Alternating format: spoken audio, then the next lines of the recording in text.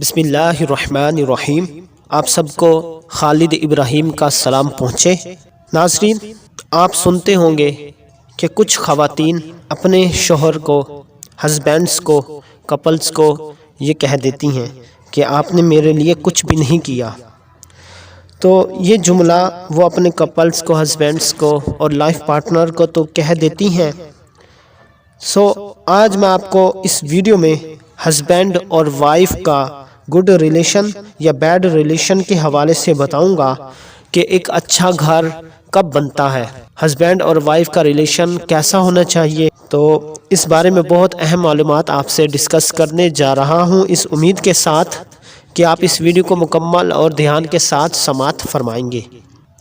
ناظرین، ایک خاتون نے اپنے شوہر سے کہا، آپ مجھے کچھ بھی نہیں دیتے، میری کوئی خواہش پوری نہیں کرتے۔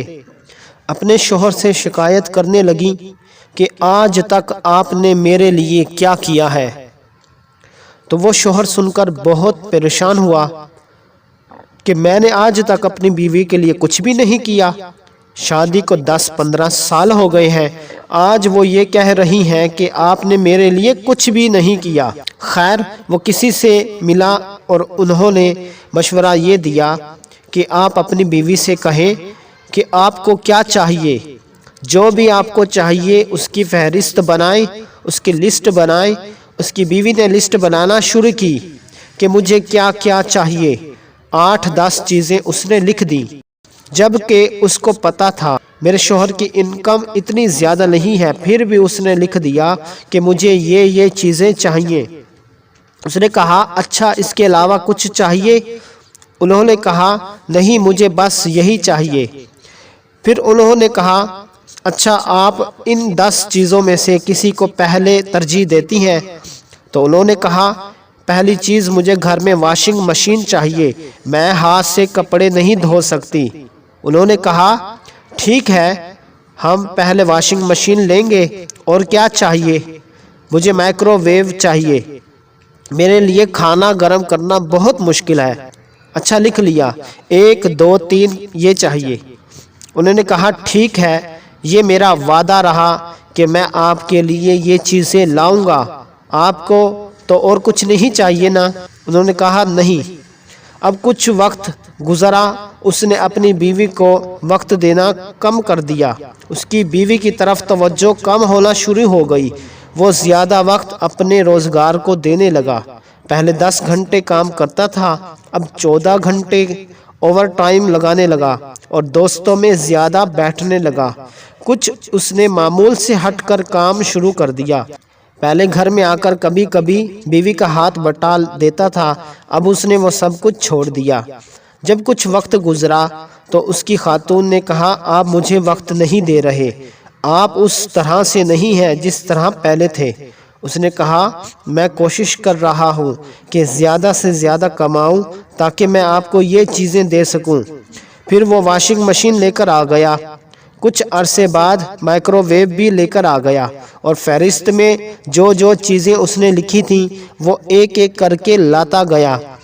لیکن اس کی بیوی نے یہ محسوس کرنا شروع کیا کہ میری زندگی میں کچھ چیزیں کم ہو گئی ہیں، اب وہ چیزیں مجھے نہیں مل رہی۔ پہلے وہ آتے تھے تو مجھ سے بڑے پیار سے باتیں کرتے تھے، میرے ساتھ بیٹھتے تھے، ہم لوگ گھومتے پھرتے تھے، چھٹی کے دن ہم لوگ پارک جاتے تھے۔ اب وہ دن بھی نوکری کر رہے ہیں، رات کو وہ 12 بجے آتے ہیں اور سو جاتے ہیں، صبح 4 بجے اٹھ کر چلے جاتے ہیں۔ اب وہ مجھے وقت نہیں دے رہے، اب وہ بچوں کے ساتھ کھیلتے بھی نہیں ہیں، اب میری بات سننے کا ان کے پاس وقت بھی نہیں ہے، اور وہ کھانا کھا کر ہی باہر سے آتے ہیں۔ اب اس کو لگا کہ یہ تو میری زندگی میں بہت بڑا خلا آ گیا ہے، میرے پاس سب کچھ ہے لیکن میرا شوہر میرے پاس نہیں ہے۔ اس نے دوبارہ ایک فہرست بنائی کہ مجھے آپ کا وقت چاہیے، مجھے آپ کی محبت چاہیے، مجھے آپ فون کیا کریں وغیرہ وغیرہ۔ تو ناظرین، بعض اوقات ایسا ہوتا ہے کہ ہم لوگوں کو پتہ ہی نہیں ہوتا کہ جو کچھ ہم لوگوں کو مل رہا ہے وہ کیا ہے۔ جب وہ چھننے لگتا ہے تب ہمیں اس چیز کا احساس ہوتا ہے، جب وہ چیز ہم سے چلی جاتی ہے تب جا کے ہمیں اس کا احساس اور اس کی قدر ہوتی ہے۔ اسی طرح رشتے انسانی غفلت سے ٹوٹ جاتے ہیں۔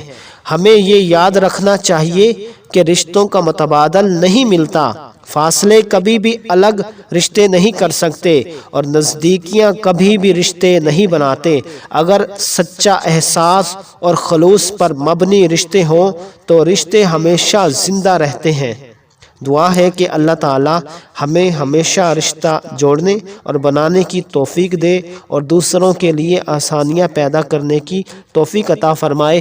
ویڈیو آپ کو کیسی لگی؟ لائک کریں، کمنٹ کریں۔ Thanks for watching my video. اللہ حافظ۔